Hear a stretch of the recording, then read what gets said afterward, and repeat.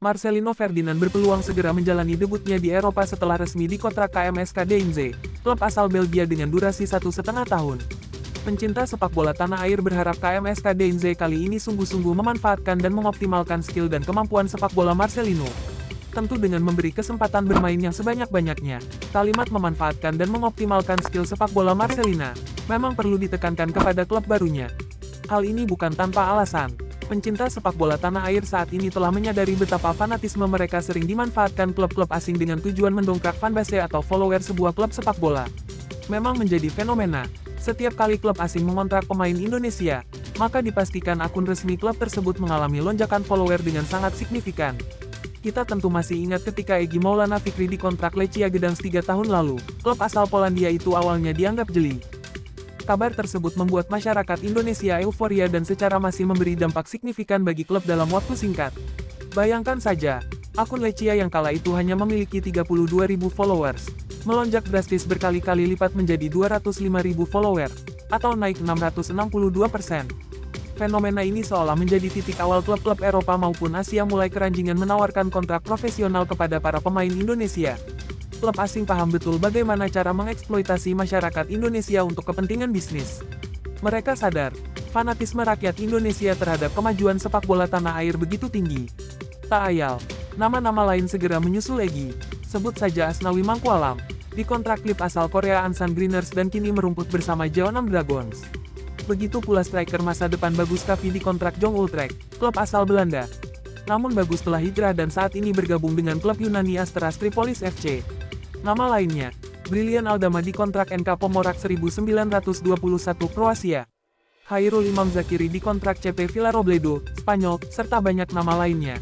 Termasuk Witan Sulaiman yang sempat bermain di kasta teratas Liga Serbia bersama Ratnik Surdulika, sebelum akhirnya hijrah ke Lechia Gdańsk. Tak hanya di Eropa, kontrak profesional juga ditawarkan oleh klub Asia. Contohnya Arhan Pratama, ia dikontrak oleh satu klub elit Jepang, Tokyo Verdy. Dari keseluruhan nama-nama yang disebut di atas, bisa dipastikan klub mereka mengalami lonjakan follower yang sangat besar. Salah satu contohnya, transfer Pratama Arhan ternyata meningkatkan popularitas Tokyo Verdy terbang ke langit. Sebelum Arhan Pratama bergabung, Verdy hanya memiliki sekitar 30.900 follower. Padahal Tokyo Verdy mantan penguasa Liga Jepang di awal 1990-an.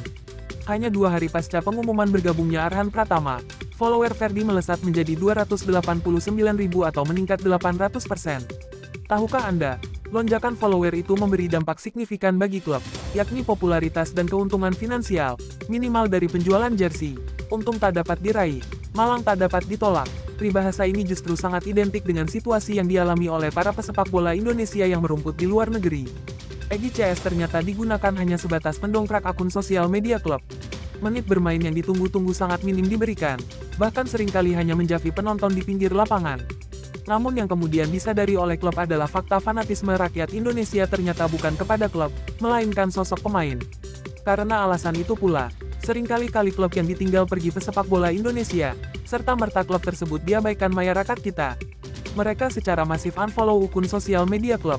Sebagai catatan, sejarah kontrak profesional pesepak bola Indonesia di luar negeri dimulai oleh Iswadi Idris. Legenda tim nasional Indonesia tersebut dilirik oleh Mike Lang yang saat itu menjabat sebagai pelatih Western Suburbs Club WSC, salah satu klub asal Australia. Kabarnya, Mike Lang tertarik pada Iswadi sejak ia mengikuti kualifikasi Piala Dunia 1974 di Australia. Sayangnya, di klub barunya Iswadi tidak bisa beradaptasi dan bertahan semusim saja, yaitu pada 1974 hingga 1975. Yang tak boleh dilupakan adalah nama Ricky Yacobi. Ketajamannya di SEA Games 1987 mengantar striker Arseto Solo itu ke Liga Jepang. Benang merah dari kegagalan pesepak bola Indonesia di luar negeri. Tak adil rasanya jika hanya menuding satu pihak sebagai penyebab. Ricky Yacobi dan Egy Maulana Fikri berasal dari 2 generasi berbeda dengan tantangannya masing-masing. Namun, ada satu hal fundamental yang harus dimaknai sama, yakni tuntutan totalitas dalam memanfaatkan kesempatan. Tampaknya hal itu menjadi batu sandungan pesepak bola Indonesia hingga saat ini. Ricky Yacobi pulang kandang, begitu pula Egy dan Witan.